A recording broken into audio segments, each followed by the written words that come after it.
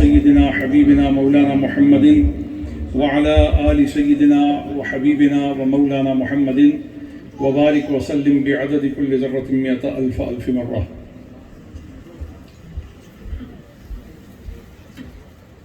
امریکہ میں یہ خوبصورت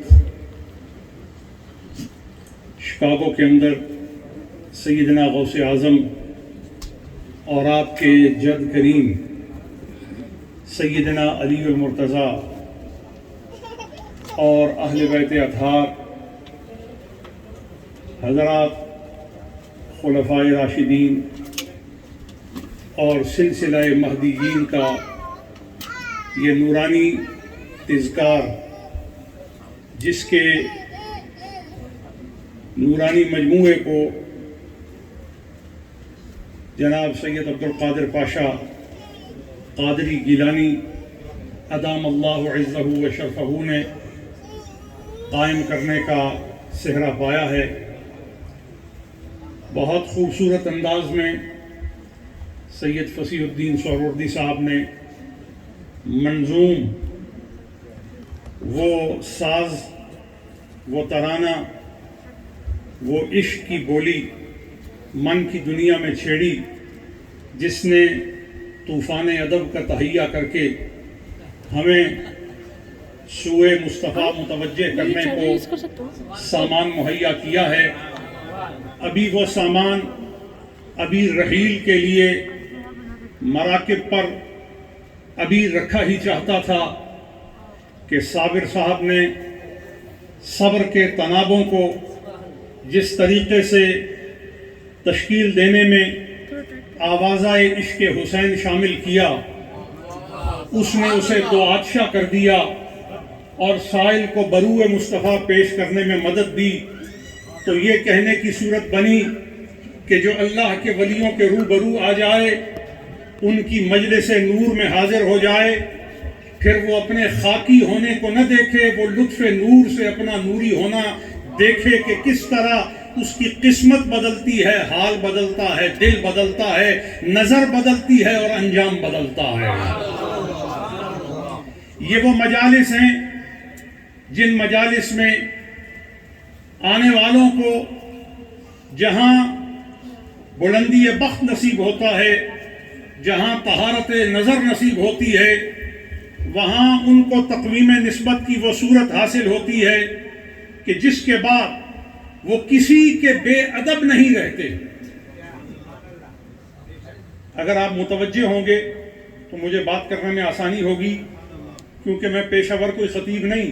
کہ آپ حضرات جو مرضی کرتے رہیں، میں نے اپنا وقت پورا کرنا ہے، اس کے بعد نکل جانا اور بتانا 15 منٹ میں پورا بولا ہوں. ہاں، یہ میری عادت نہیں. میں خود بھی حساس ہوں اور اہل حس سے گفتگو کر کے اس حساس نتیجے تک پہنچاتا ہوں جس کا نتیجہ سید عالم کے دیدار کی ضمانت مہیا کرتا ہے. جو لوگ اولیاء کی صحبت میں پہنچتے ہیں، صحبت اولیاء میں اور مجلس اولیاء میں پہنچنے والے لوگوں کی اولین خصوصیت یہ ہے کہ وہ بے ادب نہیں ہوں گے.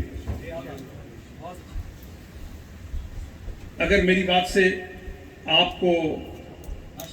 اگر آپ کو حسن اتفاق ہو تو یہ اتفاق کی نسبت کے ساتھ حسن کا کہہ رہا ہوں، ورنہ محاورے کے طور پر نہیں کہہ رہا میں. اس سے آپ کو اگر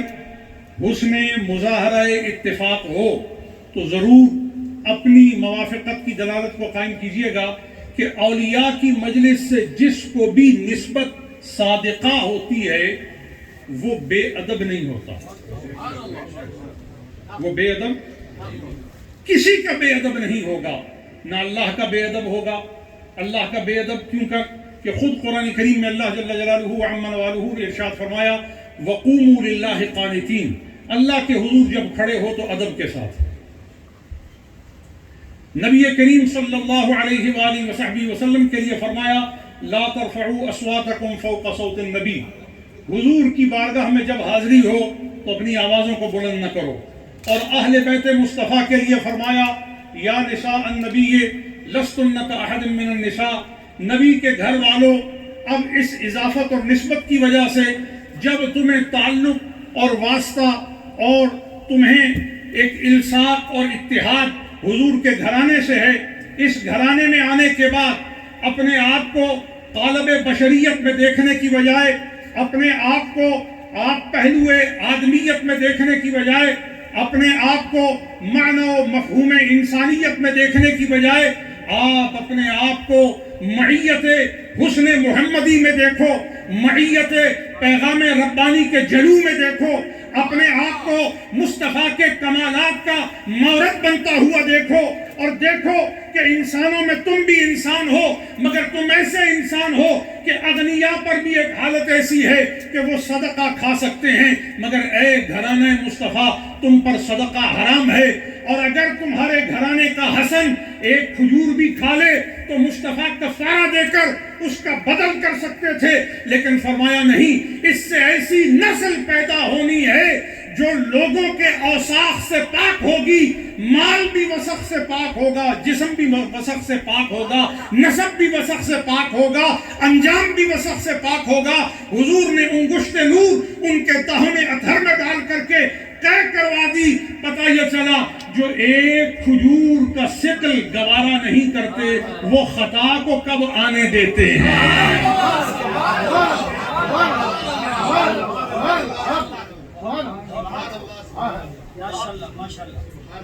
فقہ حنفی، فقہ مالکی، فقہ حنبلی، فقہ شافعی، فقہ اثنا عشری، فقہ عبادی، ان تمام کے توافق میں یہ بات کہتا ہوں، اگر کوئی آدمی کسی ایسی چیز کو کھا لے جو اصلاً حلال ہو لیکن حکماً وہ حرمت میں ہو، ایسی چیز کھا لینے پر قے کا حکم نہیں، کفارے کا حکم ہے، بدل کا حکم ہے، اس کے عوض کی صورتوں کو مالی صورت میں، نقدی صورت میں، عملی عباداتی صورت میں کوئی پہلو قائم کر کے کیفیت عوض قائم کی جائے گی جس سے کفارہ ضم ہوگا۔ لیکن کیا شان آل بیت ہے، حضور نے فرمایا کفارہ بھی نہیں، وہ جو داخل ہوا ہے نا اسی کو نکالنا ہے۔ کیوں نکالنا ہے؟ کیونکہ یہ ارادہ الہی سے متصادم ہے۔ یہ وہ لوگ ہیں جن کے لیے رب نے فرمایا انما یرید اللہ لیذہب، یرید اللہ لیذہب، یرید اللہ لیذہب، اللہ کا ارادہ ہے وہ لے جائے، اللہ باقی نہیں رہنے دینا چاہتا، اللہ نشان نہیں رکھنے دینا چاہتا، اللہ اس کا اثر قائم نہیں ہونے دینا چاہتا، اللہ اس کا نتیجہ مرتب نہیں ہونے دینا چاہتا، اللہ اس جسم کو اس رجس میں مبتلا نہیں ہونے دیتا، آلودہ نہیں ہونے دیتا۔ عجب بات ہے، ارادہ الہی تو یہ ہے کہ رجس نہیں آئے گا، قول قائل یہ ہے کہ رجس ہو گیا۔ پتہ یہ چلا قائل کا قول بدتر از بول ہے اور خدا کا قول ہدایت کی ضمانت ہے۔ قول قائل کیا ہے؟ وقال قائل، کہا کسی کہنے والے نے، وقال قائل یقینا کے ساتھ جو بات کی جاتی ہے وہ اتنی کمزور ہے کہ وہ مبنا نہیں ہوگی، وہ مبنا نہیں ہوگی کہ جس پر کسی حقیقت دینیہ کو اسٹیبلش کیا جائے۔ تو سمجھ لیجئے ہم تو بات کر رہے ہیں ادب کی، اور کس کے ادب کی؟ خدا کے ادب کی، مصطفیٰ کے ادب کی، علی کے ادب کی، حسن کے ادب کی، حسین کے ادب کی، زہرا کے ادب کی، اور غوث الورا کے ادب کی، اور اس نسب اور نسل کے ادب کی جس کے لیے میرے آقا نے فرمایا ہے۔ ثقہ روایات ہیں سنن ابن ماجہ میں، محدث ابن ماجہ قزوینی نے اس روایت کی تخریج کی ہے۔ میرے آقا نے فرمایا کل سبب ونسب ينقطع يوم القیامہ، ہر سبب اور ہر نسب، ہر ولادت کا سلسلہ اور ہر سسرالی سلسلہ ختم ہو جائے گا۔ بولیے بولیے بولیے، ہر پیدائشی سلسلہ ختم ہو جائے گا۔ ادھر سیدنا اسرافیل نے سور پھونکا، خاندان ختم، ولادت کی شناختیں ختم، جینیالوجی کی جو ریالٹی ہے وہ ہوا منصورہ ہو گئی، اور ہر سسرالی تعلق ختم ہو گیا۔ لیکن میرے آقا فرماتے ہیں جب ختم ہونے والے خاندانوں کا ذکر سن رہے ہو، جب ختم ہونے والے سسرالوں کا ذکر سن رہے ہو، تو کہیں اس میں قیاس میرا خاندان نہ کر لینا،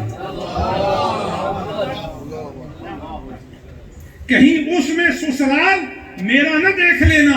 وہ خاندان میرا ہے، وہ خاندان میرا ہے، وہ سسرال میرا ہے۔ فرمایا میرا خاندان، میرا نسب اور میرا سبب، فرمایا یہ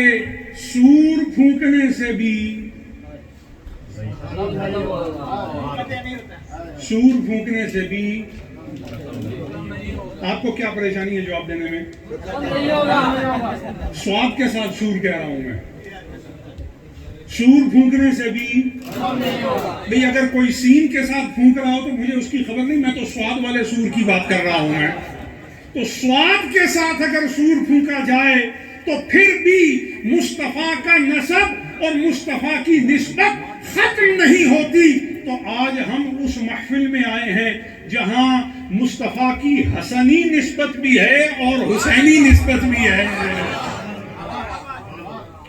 حضرت غوث العظم، پیران پیر دستگیر، پیر روشن ضمیر، غوث جن و انس، سیدی حضرت محی الدین شیخ الاسلام عبد القادر جیلانی رضی اللہ تعالی عنہ و ارضاہ، آپ کی محفل،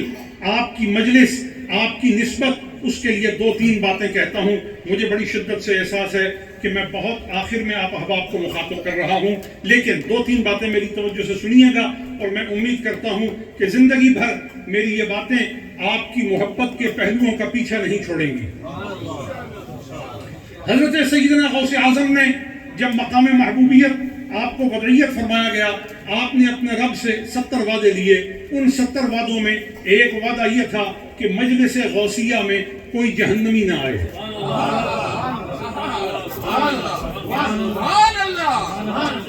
یہ آج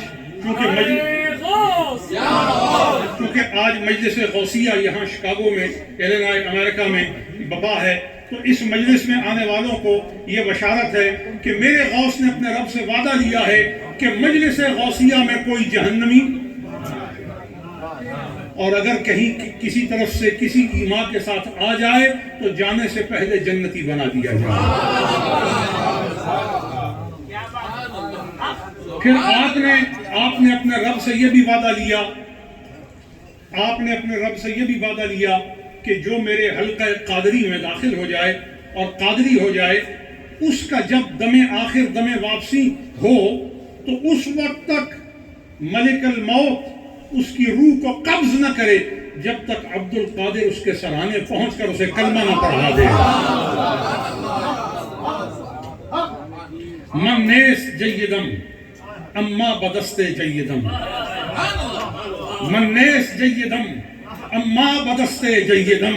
میں تو اچھا نہیں مگر جس نے میرا ہاتھ پکڑا ہے اس جیسا کوئی اچھا نہیں ہے۔ اس عبد القادر جیلانی کی بات کر رہا ہوں کہ جن کی بارگاہ میں لمحوں کے اندر قسمتوں کے فیصلے ہوتے تھے اور حالات بدل جاتے تھے۔ اور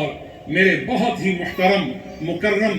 اخی معظم سید فصیح الدین سہروردی شاہ صاحب نے ایک مصرع پڑھا، اور وہ مصرع اتنا جاندار تھا کہ اس وقت سے میں ایما کر کے بیٹھا ہوں کہ میں اس پر ضرور گفتگو کروں گا کہ حضور کی نعت میں، اہل بیت کی مدحت میں اور غوث کی منقبت میں جو مچل رہا ہے، یہ دلیل ہے اس بات کی کہ وہ جہنمی نہیں ہو سکتا، وہ بخشا ہوا ہے، وہ جنتی ہے۔ اس پر ایک حدیث شریف جسے امام جلال الدین سیوطی نے نقل کیا ہے، اور امام جلال الدین سیوطی وہ ہیں جنہیں بیداری کی حالت میں حضور کا دیدار ہوتا تھا۔ متعدد بار میں نے مصر میں آپ کی قبر اقدس شریف پہ حاضری دی ہے۔ جس زمانے میں جامعہ ازہر میں پڑھا کرتا تھا، اس زمانے میں بہت باقاعدگی سے آپ کے مزار پر انوار پہ حاضر ہوتا تھا۔ حضرت سیدی محدث الکبیر سیدی جلال الدین سیوطی خاتم المحدثین رضی اللہ تعالی عنہ و ارضاہ نے جامع الصغیر فی احادیث بشیر النذیر میں اس حدیث کی تخریج کی ہے کہ میرے آقا نے فرمایا، ما اختلط حبی بقلب عبد الا حرم اللہ جسدہ علی النار، اللہ نے میری محبت کسی کے دل میں اس وقت تک نہیں ڈالی۔ اگر آپ اس کو بول لیں گے تو یہ ذرا درس حدیث ہو جائے گا۔ ما اختلط حبی بقلب عبد، اللہ نے مجھ محمد کی محبت کسی کے دل میں نہیں ڈالی، اللہ نے مجھ محمد کی محبت کسی کے دل میں الا حرم اللہ جسدہ علی النار، میری محبت کا نور اور فیض اور اثر اور برکت اور تاثیر دینے سے پہلے اللہ نے اس کے جسم کو جہنم پہ حرام کیا، پھر میری محبت عطا فرمائی ہے۔